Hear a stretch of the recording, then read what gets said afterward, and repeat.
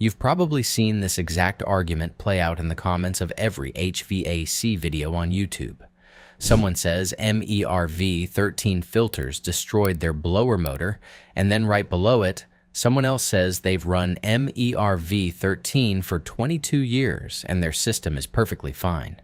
Both of them sound completely sure of themselves. Both of them are telling the truth. And if you've been trying to figure out which advice to follow, I'm going to show you today why they're both right, and why the filter aisle at Home Depot has been setting you up to make the wrong decision without even knowing it. Here's what this video is actually about. It's not about whether MERV 13 is good or bad.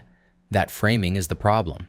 The real issue is that the MERV number on the front of the package only tells you half the story, and the half it doesn't tell you is the half that determines whether your system survives. I've gone through the engineering data, the pressure drop testing, and years of real-world technician feedback on this, and the pattern is not subtle once you see it. So, let me walk you through exactly what's happening, why some people run MERV 13 forever with zero problems, while others burn up a blower motor in 2 years on that same rating, and what you should actually do based on your specific setup. Let's start with the second most important thing in this whole conversation, because it's the piece that makes everything else click. Your HVAC system is essentially a giant air-moving machine. The blower pulls air in, pushes it across the coil, and sends it through your ducts. That's it. The filter sits in front of all of that, and its job is to keep debris off the coil and out of the blower. Simple enough. But every filter creates resistance. Air has to push through it, and the harder it has to push, the more strain goes on the blower motor. The industry measures this with something called pressure drop. Basically, how much the air pressure falls as it crosses the filter. Low pressure drop means air moves easily. High pressure drop means your system is working harder than it should be, and over time that extra work shows up as a frozen coil, an overheated motor, or in the worst case, a cracked heat exchanger on the furnace side that becomes a carbon monoxide problem. Now here's what most people understand. Higher MERV ratings create higher pressure drop. The media is denser, the holes are smaller, more resistance. That part is true. But here's what almost nobody talks about, and this is the part that resolves the entire contradiction. Pressure drop is not determined by MERV rating alone. It's determined by MERV rating combined with surface area. And surface area is almost entirely a function of how thick the filter is. Think about it this way. Imagine you're trying to pour water through a coffee filter. One coffee filter and it drains slowly. Now imagine you stack 20 of those filters side by side and pour through all of them at once. Same filtration, but the water moves 20 times faster because it has 20 times the surface area to pass through. That's the physical principle at work here, and it explains everything. A 1-inch MERV 13 filter has a certain amount of media packed into about an inch of depth. A 4 or 5-inch MERV 13 media filter has that same dense filtration material, but it's folded back and forth in deep pleats that create dramatically more surface area, sometimes 8 to 10 times more. And because the air has so much more filter to pass through at once, the resistance per square inch drops significantly. So a 5-inch MERV 13 filter can actually have a lower pressure drop than a 1-inch MERV 8. Same filtration rating on one, better airflow characteristics than something rated lower. That's not marketing language, that's the physics of surface area. So when someone tells you they've run MERV 13 for 20 years with no problems, the follow-up question is, what size filter are they using? Because if they've got a 4 or 5-inch media cabinet installed on their system, they're not running the same filter you're looking at in the store. They're running a completely different product that happens to share a MERV number with the thin one on the shelf. And when someone tells you MERV 13 fried their blower motor, they were almost certainly running a 1-inch filter in a standard residential slot. Same MERV rating. Completely different pressure drop, completely different outcome. That's the mistake nobody talks about. And it's not your fault you didn't know because nobody on the packaging tells you this. The 1-inch MERV 13 filter sits right next to the 1-inch MERV 8 on the same shelf, same size, same slot, and the only visible difference is the number and the price. The thing that actually matters, depth, surface area, pressure drop, isn't on the front of the box in any meaningful way.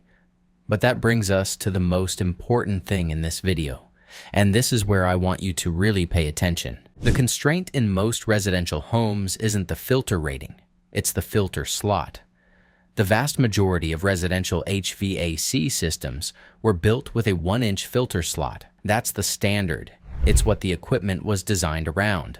And when your system is designed around a 1-inch slot, that slot becomes your ceiling. You can put a MERV 8 in it, a MERV 10, a MERV 13. But you cannot change the fact that a 1-inch filter, regardless of rating, has limited surface area. And a 1-inch MERV 13 in that slot is asking a consumer-grade blower motor to push air through media that was engineered for systems with significantly more airflow capacity. Here's how you can feel this yourself right now. Go to your system, pull out the current filter, and turn the fan on. Feel the airflow at the return vent with no filter in. Then slide the filter back in and feel it again. If there's a noticeable difference, your system is working against that filter every single minute it runs. A 1-inch MERV 13 will make that difference much more pronounced than a MERV 8 will. So, what do you actually do with this information?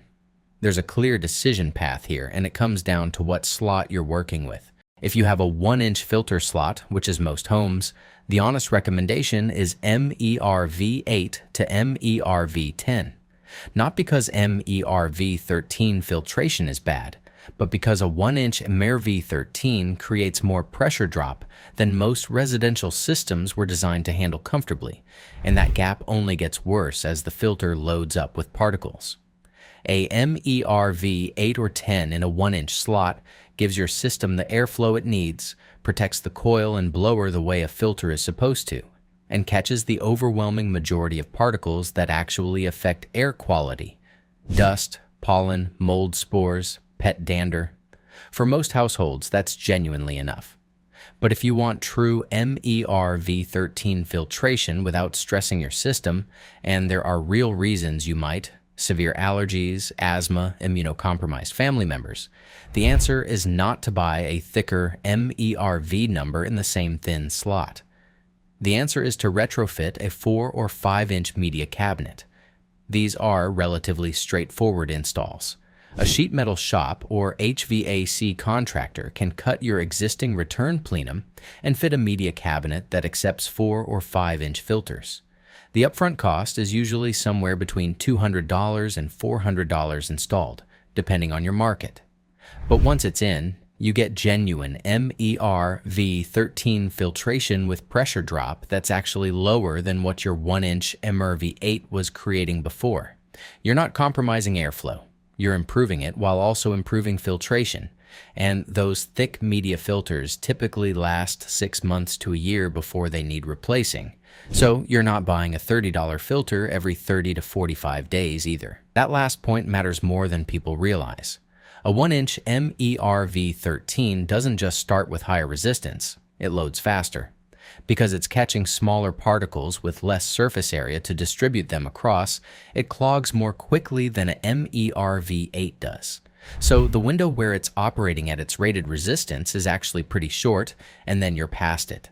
A thick media filter loads slowly and evenly across all that surface area, which is why the change intervals are so much longer and why the airflow stays more consistent throughout the filter's life. So let's bring this all together because I want to make sure the takeaway is actually useful. The people who've run MERV 13 for decades with no problems are almost always running thick media filters in properly sized cabinets. The people who burned up equipment on MERV 13 were almost always running 1-inch filters in standard residential slots. The MERV number was the same. The filter depth was different, and filter depth is what determined the outcome. Your system was probably designed around a 1-inch slot. That slot is your real constraint, not the MERV rating available to you.